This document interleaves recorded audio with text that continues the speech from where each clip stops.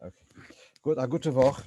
And we'll start off with acknowledging our sponsor, who's, as I say there, you first mention the nifter, and then you mention the one who's giving the dedication. That's the Seder. So the dedication is honor of the late Reb Tuvia Goltzovel, who passed away 2 years ago on Purim. He was one of the very early members of Tzach in Stamford Hill, very active. I remember the years when he used to be organizing, going around to the hospitals on Rosh Hashanah and on Sukkot for Mitzvah Shofar, Mitzvah Lulav. And he made it his business that in every hospital, the reception, there was a bottle of lemonade and some biscuits or something, so that the volunteers, when they go there, so obviously he ran around from hospital to hospital to put refreshments there. That was before Ezra Marpe rooms, etc. And he used to make beloved milk. He was a person who was always looking for ways of doing good things, and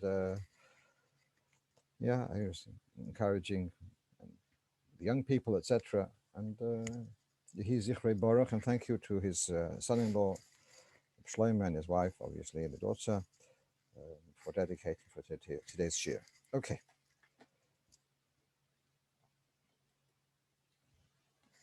Right. So we're going to start with two Purim points. One is, should one who won't hear Megillah say the brachas of Shechianu She'asa Nisim, the other way around, She'asa Nisim Shechianu.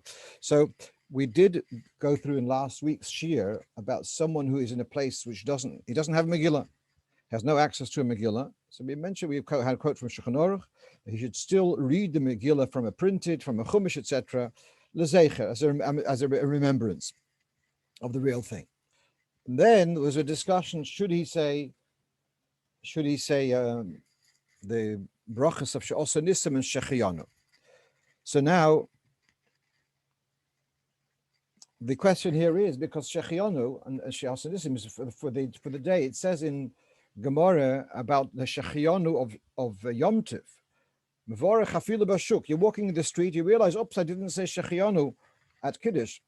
So you can say Shechianu for Yom Tov the whole 7 days.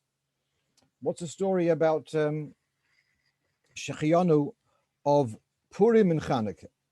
Is a Shechianu on the day, or is it on the mitzvah? And here it's not so clear. And so there's a Bir Halacha talks about, the Mishnah Berurah talks about this, and the bottom line remains that the Ikar Bracha of Shechianu and She'asa Nisim is actually only together with the reading of the Megillah, only together with the lighting of the Chanukah candles. But we wouldn't say the bracha, although the bracha is on She'asa Nisim, it's an acknowledgement for the miracles back then, but it's associated. I'm doing an act of lighting the candles. I'm doing an act of reading the Megillah, and this act is commemorative. Together with the commemorative act, then one is going to say the bracha She'asa Nisim Labaseinu. But if you so not like Yom Tov, where the Shechianu is on the Zman itself, it comes to Purim and Chanukah. The understanding is that the Shechianu really has to be together with the mitzvah of the day.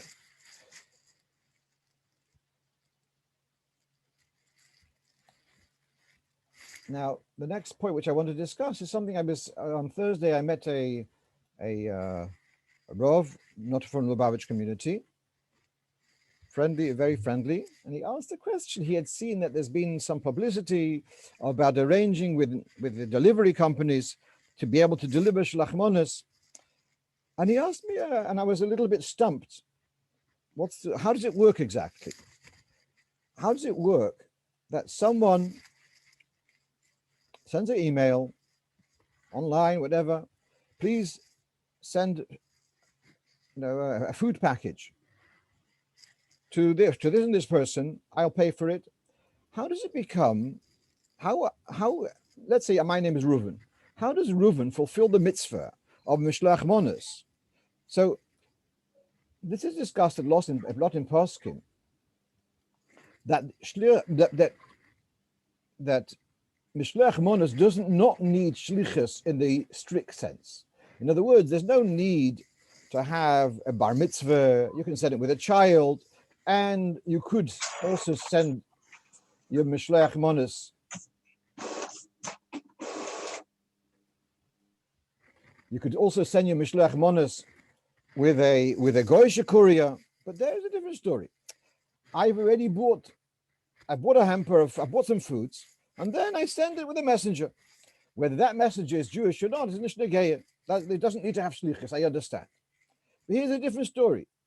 I didn't buy anything. I'm sitting in my office. I'm sitting by my desk, pressing a couple of buttons, and someone takes some food and delivers it to our address. How does that become my mitzvah? How did I purchase? How was I coin of that? That was his question. How does it become that shlach monos is attributed to me? That was the question.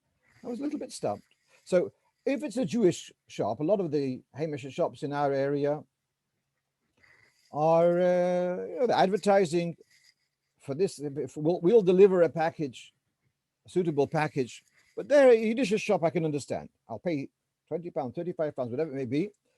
And they will put a package, some chocolate and some whiskey, whatever, and they'll deliver it. So they are shluchim. They are doing it on my shlichus. I can understand. Well, I was a little bit baffled, and I was a little bit stumped, rather, was if it's a Goyish company, if I call up Harrods, who have and I said, deliver a fruit basket to this and this house, how does it become mine? How am I fulfilling the mitzvah? That was really where I got a little bit stumped. And to explain the question, how do I make koine? So we know that you're not koine with kesef. Alocha, I cannot be koine by money. By putting down money, I'm not koine something. I have to do what's called a hakbo. I have to lift it, or I have to. There are various forms of kinyan, but money is not kesef. Is not koine. So that was my question. He asked me, how does it become yours? So here's a fascinating. Then I was a little bit. Now I want to share with you a svara, and if someone has another explanation, there is. Although we've just said that kesef is not koina, it doesn't. By putting down money, it doesn't become yours. However, if let's say I had something for sale, I had a sefer for sale, and someone's very keen to buy that sefer. He comes and gives me my desired price. He gives me the £20 for the sefer, and I took the £20. The sefer is still in my house. Do I have the right to cancel? Say no, I don't want to sell it. Or as soon as I receive the £20, it's his. So the halacha is that even if he's given me the money, the kinyan hasn't happened. It's still my sefer. I can still pull out. But if I retract after Nesinas Mois, there's something called a Mishapora. There's a curse, which Chacham said, if a person doesn't keep his word, he will be the subject of a curse, that whoever punished the Deir HaMabel and Deir HaFloga will be punished for who doesn't keep his word. So the halacha is therefore that when someone gives me the £20, he's not kind of the sefer. But I become committed to the level of Mishapora. That if I would retract, it would be a morally punishable offense. So now, here we have a very big chiddush that in yonim which are dinim derabonon, a kinyan for Mishapora is enough to say it's already yours. So I'm going to read the lashon. This is from the Alter Rebbe's Madura Basra. It's a long tract, the back of the Shulchan Aruch, tiny little words. And I'm going to confess, I never learned through the whole thing myself because it was so daunting. But there's this quote: the mahani afilu kinyan kolduhu, in some complication of ribis, even a minor kinyan will be effective. The mechayvu lekabel mishapora. If it's a kinyan to the degree, not that becomes his, but he becomes kind of owner to the level of being morally punishable for backtracking on their deal. Or mikri kinyan, that's already a kinyan. To remove an isur of ribis, bidrabonon, that's enough. So the Alter Rebbe brings this also for Hilchos Shabbos. So what we're seeing here is, although strictly speaking, the Sefer is mine and it's not his, even though he's given money, but once he's given money, there is a kinyan for Mishapora that I would not be allowed to retract morally from this deal. So similarly, I'm saying this with hesitation, but similarly, when I pay online, even though you're going to argue that halacha, it's not mine, but there is already a kind of contract on the level of Mishapara, that's enough of an ownership for a mitzvah d'Rabbanon, and therefore even if it's a Jewish store who's doing the shlachmonas packages, for sure I don't have to worry because they are bnei shlichus.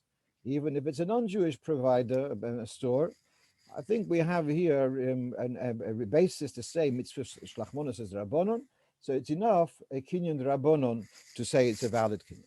Let's move on to another. There's a little bit. That was a bit of a complicated lomdish shtickle. Let's go over a very practical question here. We're learning in the weekly, in the evening, in the weekdays. We're learning Gemara Eruvin, and here is a question I received. This is from Eretz Yisrael, and he sent me this last Friday, like 2 hours before Shabbos. I said I don't have a chance to look up to answer. He wants to know like this. You can see they set up. You can see there's on the right, it's from the front, and from the left you see from a side picture. So you see that's the, I guess, the gray door. That's the front door of the shul.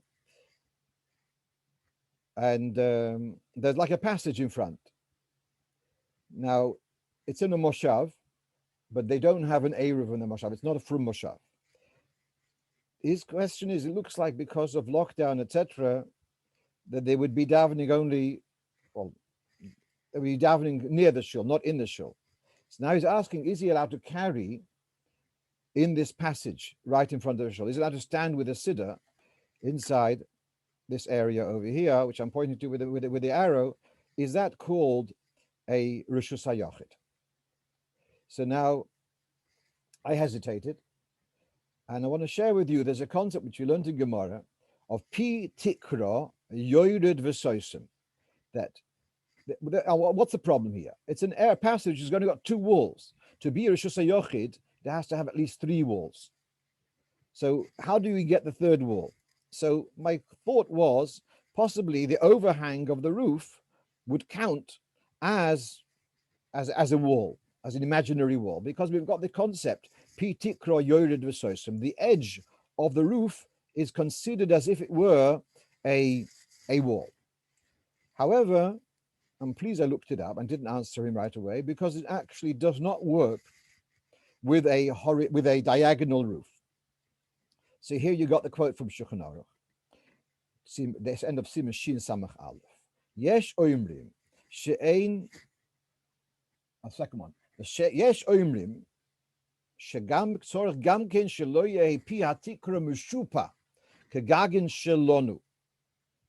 A sloping roof won't have the din of pi tikra she'ein bohem she'oz ein bohem peh. That idea that you say that there's the end of the roof, pitikra, doesn't work. It would have to be a flat roof. If a horizontal, a diagonal would not work. I see someone's asking a question. Perhaps we should say that this diagonal piece of wood should work as a suras HaPesach. Good point. Okay. I didn't think about it. I was just thinking just of the roof itself. Not sure. It would still, you still only have one and a half sides. What I did tell him, a simple thing, is you can add what's called a lechi. You can add a vertical pole, and that would be on the wall. See, under the way you got this brown wood. Oh, here it is. Oh, so to add a thin piece of wood, it can be even like a couple of centimeters wood thick. To add a piece of wood down here from like the top 10 tefachim from the ground till here, to add a thin piece of wood, that would be called a lechi. And even though it's only a tiny width, will be enough to create a 3rd wall. and then he'd be allowed to carry in that passage. Okay. Someone earlier in the week, we go on to the next point. Someone asked about the minhag of plucking grass when leaving a cemetery. So this is written in Mechaber, in Shulchan Aruch, in Yeridei Sheinai Vav. It's also brought in Kitzur Shulchan Aruch. In the Mechaber, it's in the context of after a funeral, after Levaya. In the Kitzur Shulchan Aruch, it says whenever one leaves a cemetery. So we're going to read here. There's quite a few reasons given. Noyhagim, I took from the Kitzur Shulchan Aruch. You have here the source in Kitzur is Siman Kuf Tzadik Tes. It's one of the last Simonim in the Kitzur.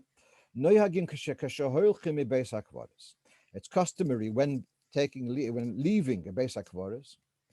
Toilshim asabim, one plucks some grasses, umashlichim achari gavom, and throwing it over the back. V'yoimrim, and one would say, Zochur ki ofer anochnu. Remember that we are dust. It's also a reminder to allude to the resurrection of the dead. That they will arise from the dust. Al derech, as it says a pasuk, v'yotzitzu me'ir ke'esav ha'aretz. They will sprout from the city like the grass of the earth. So we've got this minhag, and we saw also that Rebbe was also knowing this minhag when he left the oil, etc. So we pluck grass. It happens to be in Enfield. There's like a dearth of grass as you go out. But I find some grass. It doesn't say clearly where do you have to pluck the grass, inside or once you've left. Sometimes just outside, there's a grass verge. So sometimes we would stop there and pull out. Which shoulder? It doesn't say. You're using your right hand. It's easier to throw it over your left shoulder. So it doesn't. That much detail it doesn't say. I mean, as we already asked the question, why over the shoulder? I don't know. Possibly this is like at the same time to kind of distance yourself. Yes, we are making a remembrance, but we have time to till get there. Right, let's move on. So now, last week we had this discussion about using a boy of under bar mitzvah, to make up the minyan b'shas hadchak. And we had from Shulchan Aruch, some Ashkenazi poskim do allow it b'shas hadchak, and so there was the question: does it work for Kriyas HaTorah? Because to remind you what we did say, even if you would rely on the cotton to make up your minyan, it would only be for the mandatory kadeshim, not for the voluntary kadeshim. So the kadesh yosim it wouldn't work for. It would only be allowable for the kadesh before after Yishtabach, the one after Shmon Esrei, and the one after Volotzion. The other kadeshim wouldn't work. So then the question came up: what about Kriyas HaTorah? So it's an interesting. The Svoros Lekan, the Svoros, the thoughts either way. So let's first take a look at on the right, we have a quote from the Igros Moshe. He says that about a child, one should be, if you're already relying on a child, you rely for Kriyas HaTorah, because as we know, Min Hadin, for the 7 aliyahs, you could have a child also as one of the 7 aliyahs. Now, not so poshut, because there are those who say that a child making up the 7 aliyahs is back then when they used to have the only 2 brachas, one at the beginning of the whole series of aliyahs and one at the end. But now that everyone makes their own bracha, some say a child is not making up. Akolpon, there is an idea of a child making up the number of the aliyahs. Therefore, there's more of an argument that he should make up also to make up your minyan. Rav Moshe also has, now I'm going to the left side of the page, Rav Moshe has an interesting svara.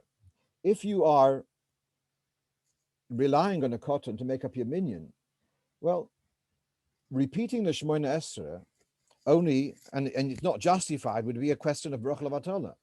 So he says, I've got an idea to minimize the question of Baruch Levatala. How about one of your adults not davening with the other people, and he will when it comes to Chazos Hashatz, he'll say his own Shemoneh Esrei allowed. In that way, you've avoided the question of Bracha Levatola.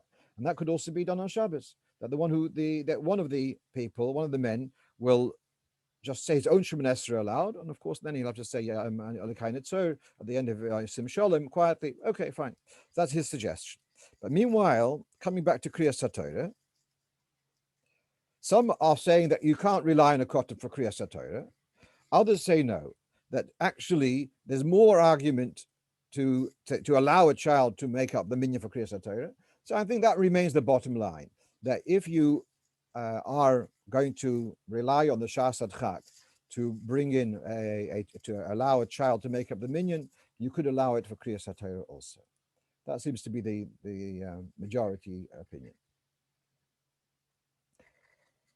Someone, going to the chat for a moment, someone's asking, when does the slope of the roof become diagonal, anything less than 90 degrees? I think 90 degrees. That's a good question. That's a good question. All right, we'll have to... You're saying if it's slightly sloped, does that also take it away from being a P-Tikra? Yeah, right. Have to look in the Machronim and see in Shin Samach Aleph for more detail. Okay, let's move on. So again, we're still dealing with the minyan story. And I got this question actually. We discussed this Motzei Shabbos, and Sunday morning I get this question from someone in the United States who's corresponded before. He's got one of these small provinces somewhere upstate New York, and they struggle for a minyan.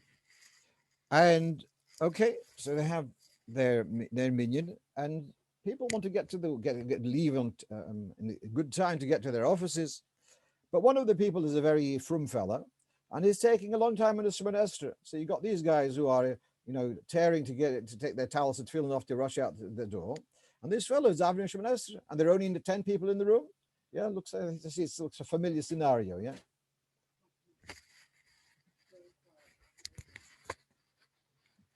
So looks like a very familiar scenario. So he's asking, is there any break on that? Do we have to wait for the 10th person, for the 9th person to finish Shemoneh Esrei? So we're going to look at the halacha. This is in Siman Kuf Chof Daled in Alter Rebbe's Shulchan Aruch. He says, like he quotes here, when the Chazan repeats the davening, the people should be silent, and to focus on the brachas which are being said and to answer Amen. Then he adds, this is the philosophy from the Rosh and Shuvas HaRosh. If you don't have 9 people focusing on the brachas of the Chazan, it's close to the brachas being said in vain. Why is that? This institution of repeating the Shemoneh Esrei was instituted dafka when there are 10 people. If there's no 9 people focusing, it looks like, it's like interesting language.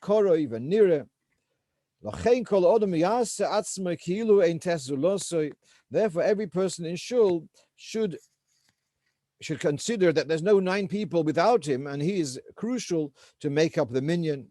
One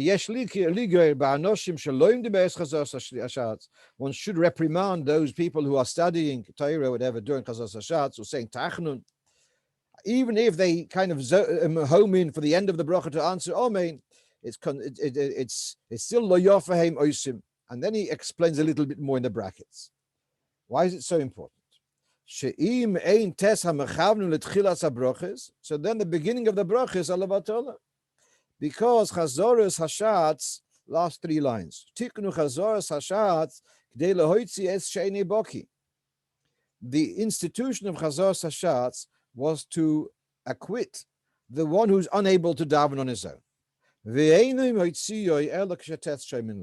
setting to be moitzi the enei boki is only when you've got 9 people listening, and if there's therefore we do see it's very clear that it's crucial for Chazoros Hashatz to have 9 people listening, And if one of the davening Shemoneh Esrei, I'm afraid he doesn't, he's busy doing wonderful things. He's not going to make up your minyan. So back to the pressure. What's the alternative? So if you know that one of your 10 people is very slow, so then the alternative is that one of the people, will not daven the quiet Shemoneh Esrei, and he'll take over the loud Shemoneh. He'll daven his own Shemoneh Esrei aloud, and for that you don't need to have tishaonim. For that you have to have 6 people who are able to answer. So again, when it's a repetition of Shemoneh Esrei, then it's crucial to have 9 people listening. When you say your own Shemoneh Esrei aloud, and thus enabling people to answer Kedusha, so long as there are 6 people who are able to answer, and there are 10 Yidden in the room, including yourself, then you'll be allowed to say further. So that's one solution. Okay, let's go and read some of your, got quite a few comments over here. I'm not sure whether, okay, there's someone, okay. Someone is saying that he remembers when he was with his Zayda, someone with the name of Rabinovitz, with his Zayda, there was a Premishlan minyan in Hampstead, and he was counted as part of the minyan when he was under Bar Mitzvah. So yeah, probably they were struggling for a minyan. Hampstead wasn't then such a Hamish place at the time, when this person was a little boy. Yeah. So I'm asking, when you're saying that someone should stay and not daven and say that, is that till after Kedusha or the whole Shemoneh Esrei? You can say like Holshmanis. Yeah. It's a bit of Shas but that's an acceptable alternative. Okay, so Reb Zalman is asking, this day and age in Hamish Shul, everyone davens themselves. Chazos Hashatz is mainly to keep the takona, and for people that are not in Shul. That might explain the Koroiv and the Nira. It's not saying it's absolute Brocha Levatala Gemura, but it does need to keep to the profile of the original takana. And the original takana was with 9 people answering, and therefore that's why it's Koroiv and Nira, and that's why it's crucial you do have the 9 people listening. Okay, now someone else is writing that in one place where you have a minyan, not everyone is up with the minyan, and one or more is at the point where they're unable to answer. So if someone is almost up to Shemoneh Esrei, we get him to take over for the Chazan and make, I would say not just a Hoiche Kedusha. He should say the whole of Shemoneh Esrei aloud. So if let's repeat that. You had 6 people davening, and then you turn around, the one fellow is, Ezras, etc. He's just put down his tzitzis, kushta tzitzis. So now you ask him to take over. Yeah, well, that's the reward for being late, is that he can be the chazan, and he just stays with the chazan until the end of davening. Yeah, I must throw this in that did Achashverosh daven nusach Ashkenaz or nusach Sfard? Famous question. So the answer is he must have daven nusach Sfard, because it says mehoidu ve'ad kush. First he said hoidu, and then he kisses the tzitzis at Baruch Shama. In Nusach Ashkenaz, it's first kush and then hoidu. Okay, let's move on.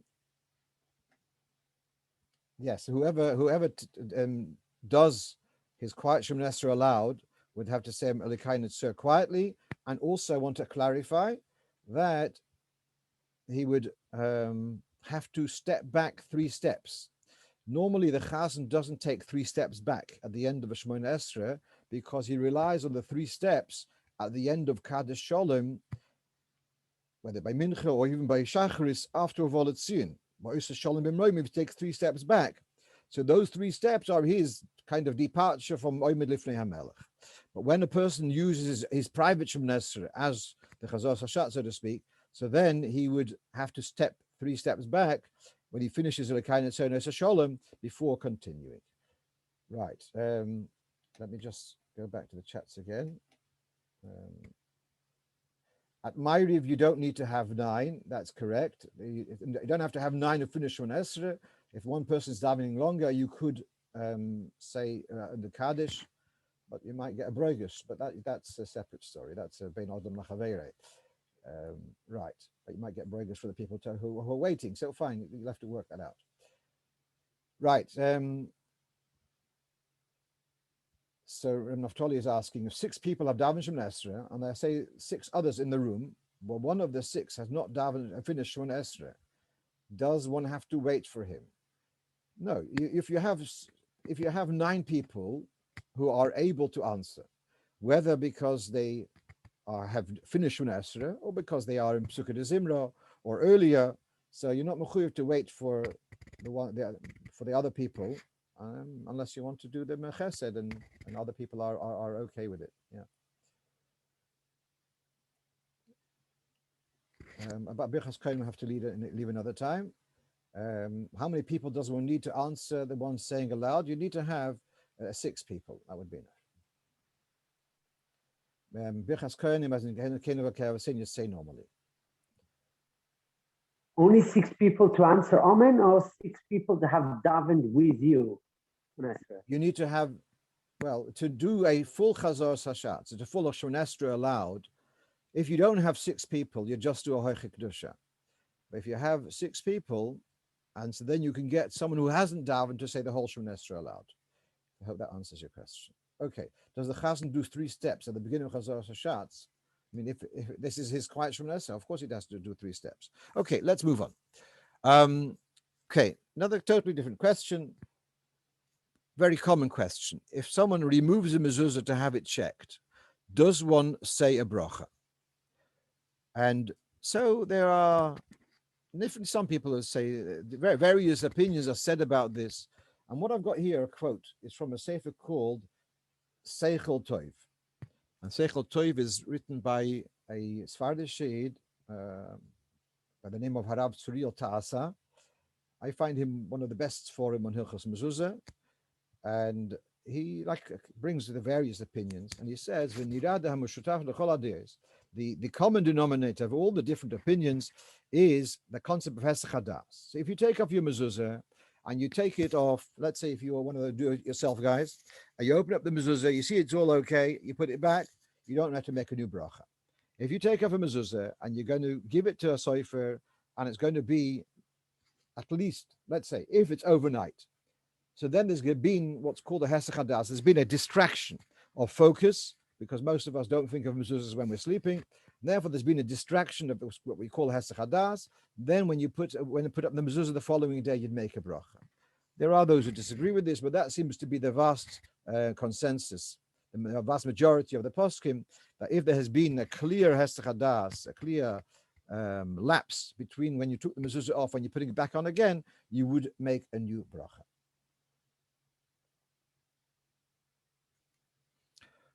Thank you for reminding me. Coming back to question number 7, if the 10th man replaces the chazan for Chazor Sashatz, does he remain as chazan until the end of Shacharis?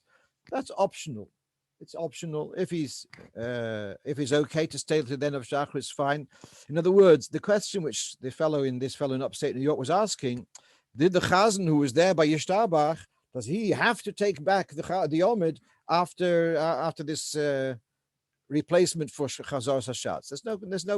There's no need for him to take it over again, and there is permission to switch chazonim in the middle of davening. It's may not be the most popular thing, but it's legitimate. And sometimes when there's a shortage in places where they are in the short of there's 2 chiyuvim, they will sometimes switch over at the volotzion. It's not a problem to switch over if necessary. Does a chazan, so Rabbi Heidingsfeld is asking, does a chazan do 3 steps at the beginning of Chazor Sashatz? Interesting question. In Sefer HaSichos, I think Tov Shin Daled, based Nissen, there's some interesting lashonis over there, but certainly I can tell you Lemaisa. Lemaisa, the chazan goes back 3 steps at the end of his quiet Shemon Esrei, and then he takes 3 steps forward, and he does not do, in other words, he doesn't do twice, hin and sidik. He goes back at the end of his quiet Shemon Esrei, and then he walks forward 3 steps, and he starts Chazor Sashatz. Let's move on. Okay. So here was a serious question. A shliach somewhere in Europe asks me the following. Till now, they have a communal kitchen of some sort. I'm not sure exactly, but they have a kitchen which they provide for the community. Until now, they've had a Shomer Shabbos cook, and now this Shomer Shabbos cook is leaving, and they're looking around. It's a small community, and it's not so likely they'll get a Shomer Shabbos cook. Can they employ someone who is not a Shomer Shabbos? And that person should be and the question is, can they be the cook? And is it called Bishul Akum? And then what about checking vegetables, etc.? So we've got this famous lashon of Mechalel Shabbos Befar Hesya, that a person who is so reckless, if that's the right word, I'm looking for another word, but that they're so blasé about Shabbos that they would violate Shabbos even in the presence of 10 people. So there's a special relationship to the mitzvah of Shabbos that it's equal to Avodah Zarah. And the person who violates Shabbos without any compunction is equated with the Avodah Zarah. Knochri l'chol davar, except for kiddush and kiddush, etc. The question is, what is the definition of befar hesya? Person who'd be ready to violate Shabbos in public. I must add at the moment, where would you find these dinim in Alter Rebbe's Shulchan Aruch? One of the places is actually in Hichas Shchita, in Siman Beis. And there the Alter Rebbe brings from earlier poskim that even if he's not actually Mechal Shabbos in presence of 10 people, but it's common knowledge. So there could be, I think I mentioned this not so long ago, it could be a person has a shop open, and it's obvious that this kind of shop involves melacha. So then, even if you don't have 10 people, you don't tell Yidden going to the shop to see him writing, etc. But that's a davar shel parhesya. Now we have this lashon, and this is a Mishnah Brura, this is in Hilchos Erevin. Because we have a legabe Erev, in relation to Erev, a person who doesn't subscribe to the concept of Erev can't join with the Erev.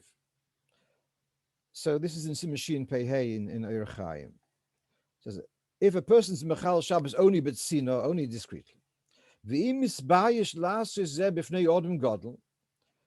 if he does violate, but he wouldn't do so in the presence of an Odom Godel, of a choshev, a person. So Mr. Brewer brings here from earlier poskim that if the person would hesitate to violate Shabbos because of an Odom Godel, then that's enough to say that they're not Mechal Shabbos b'far hesya. So here, this basis on the Gemara in Erevin, I think it's Daf Samachei, we have about how who the nofek bechumras de medusha. A person was wearing a kind of ring, which a yid should not be wearing on Shabbos because of carrying. And he came to Chazel Rabbi Yehuda Nesiya. He saw Rabbi Yehuda Nesiya. That probably is the grandson of Rabbi Yehuda Anasi. Chasye, he covered it up.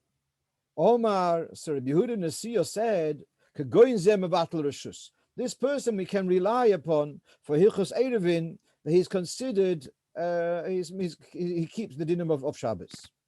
So what we're seeing here, this is the basis of that psak, that someone who violates Shabbos, but he would be embarrassed to do so in the presence of a choshev, a person, that is not called Mechal Shabbos.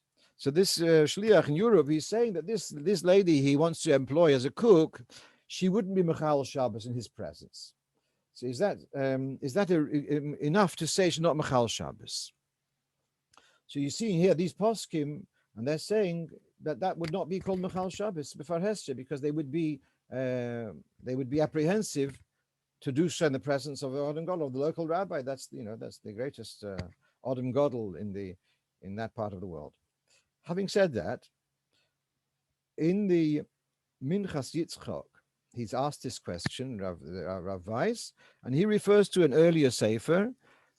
This sefer is called Tohar Asamayim, which I managed to locate. And he says an interesting thing, because this is news. Because always we're saying, Chal Shabbos for Heshem, what's this business of because of Adam Godel? So he says in the Gemara there, it's talking about a Drabonon violation. A Drabonon violation, then if they wouldn't do it in presence of a Adam Choshuv, they're called Shemesh Shabbos, not Michal Shabbos for Heshem. But if they are violating on a Isum HaTorah, then even the fact that they wouldn't do so in the presence of an Adam Godel is not enough of a reason to prevent them from the status of Michal Shabbos before Hesya. So again, someone who would be Michal Shabbos in the presence of in public, but they would do an Isur Derais in the public presence. But in front of the Rav, they wouldn't smoke a cigarette. In front of friends, they would, but in front of the rabbi, they wouldn't. So according to this Sefer, he's saying that they would be considered a Michal Shabbos before Hesya on that basis. Okay, so here we have the parameters of Michal Shabbos before Hesya, and they hesitant in front of Adam Godel. So we have here a dispute.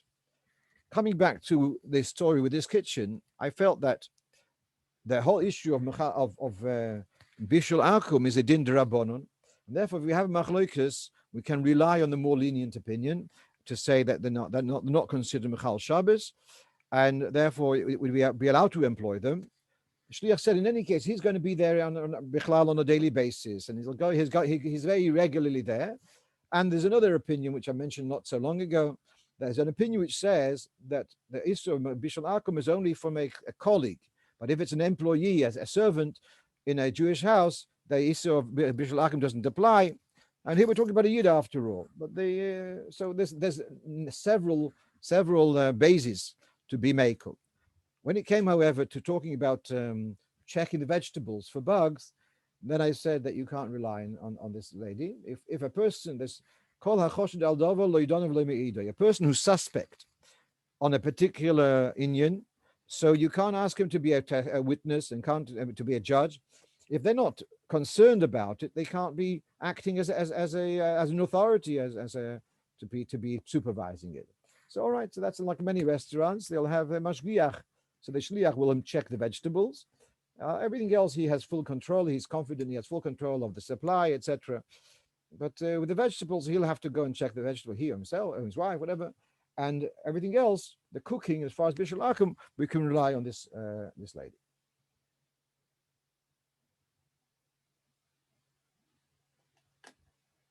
Does the Chazan for Shmona Esrei need to say the Kaddish after Volitzion? So I don't think so. As I just said before, that sometimes they have a case of two Avelim, and they will switch over at Ashra Volitzion, and the second one will say the Kaddish. And he says, the word is like this.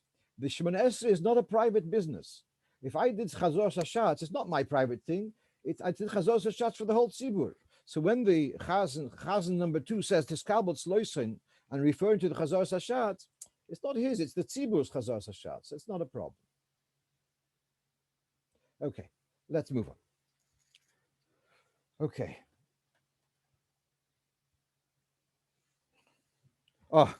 So someone asked me the following question, that we've gone through this perhaps before, that the bracha on the vegetable soup is hadama. So if you're cooking vegetables, in order to eat the vegetables, so then if you have a bit of the liquid, even without any vegetables, the bracha is hadama. So he's asking, but that's only if you cooked it in order to make vegetable, to eat the vegetables. If you cooked it because you want the liquid, so then the halacha is that the liquid is that the soup is shahakal. And then so he's asking the question. Now I want to tell you, b'didi hava uvda. I was 40 years ago, I was a shliach in Melbourne, and we had a cook in the yeshiva, and this wasn't a very big building. And so she would make a big pot of chopped up apples and put it on a low fire, and they would stew, and she would make a compote, a dessert like this. Perhaps she would puree it, I don't remember. But meanwhile, we would sometimes sneak into the kitchen and take a ladle and ladle out the liquid at the top of the apple stew. And it tastes mamish, I can tell you, it tastes mamish like the commercial apple juice. It was So now, Yvette de Shailaze, she cooked the apples in order to make apple stew.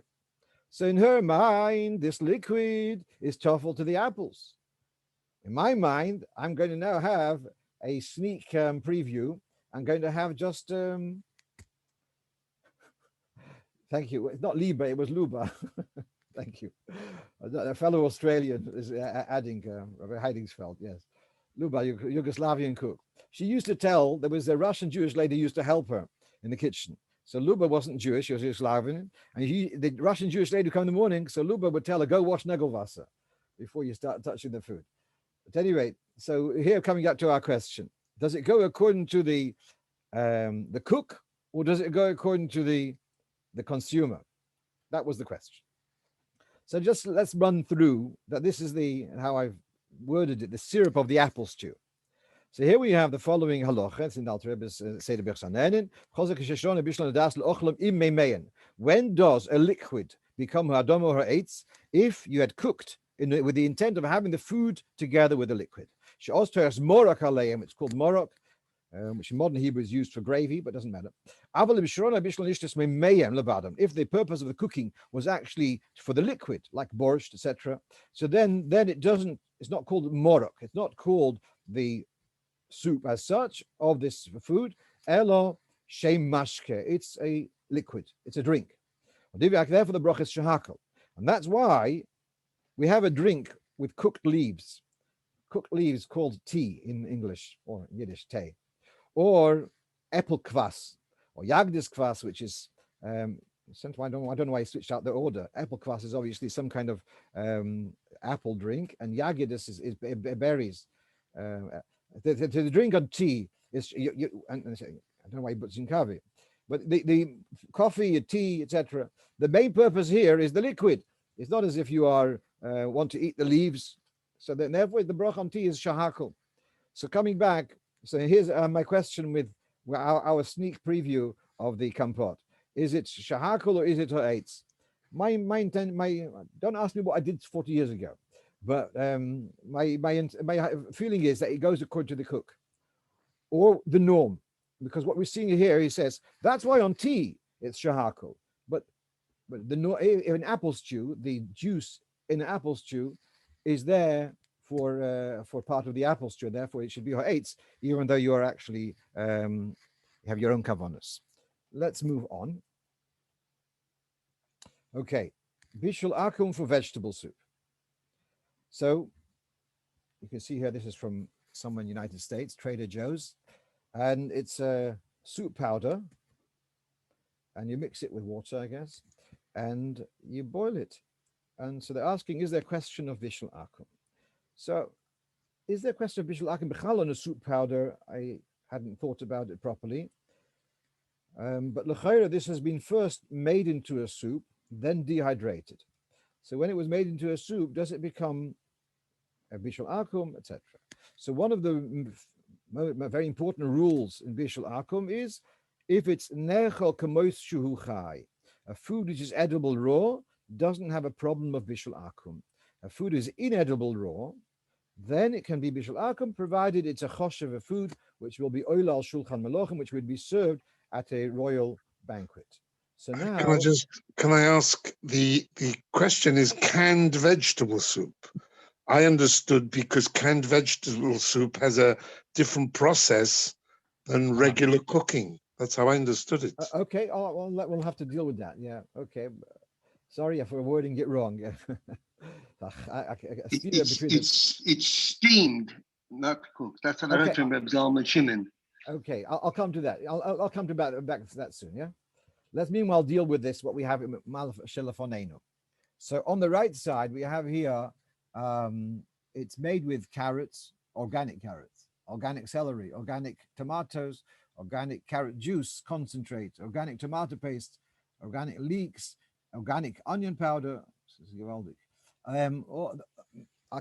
majority of these ingredients are a food which are edible without cooking, and therefore I don't see a problem of bishul akum on the things on the right side and this vegetable broth. On the left side we have here, it's made with potato and butternut, which seem to be the majority, of the vegetable ingredient. Those things, as far as I know, are not edible raw. And the butternut soup is ganz Geschmack, and it would probably be, it would be served at a chasna, etc.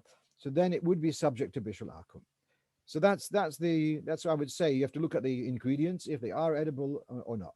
Now, Rabbi Lu mentioned, and Rabbi Arya is mentioning about cans being steamed. It's nicht as a poshet, and I'll tell you why. Let's explain the background. The lashon of the Gemara in Avodah Zarah, hamuushon, I think the lashon Rambam, hamuushon, hameluach v'hamuushon eini b'gzeira zoy. That smoked salmon, is not included in the Isur of Bishul Akum. So that's smoked. So some poskim say steamed is the same thing. We can have steamed fish. So they say that steamed fish is not, it's like smoked fish. It's not Bishul Akum. The problem is that the food in cans is not cooked in steam. The food in cans is cooked in water or in brine. The heat is provided by steam. They're put into what's called a retort, a very large oven, and they release steam. Very hot steam comes into the oven, and the steam cooks it. It's not cooking in steam. It's cooking in water, which the water is cooked by steam. So therefore, it's not such a fully. I mean, you rely on that. There's a tshuva also. Rav Padve in Cheshev Ebed has a tshuva to find heterim for canned vegetables, etc.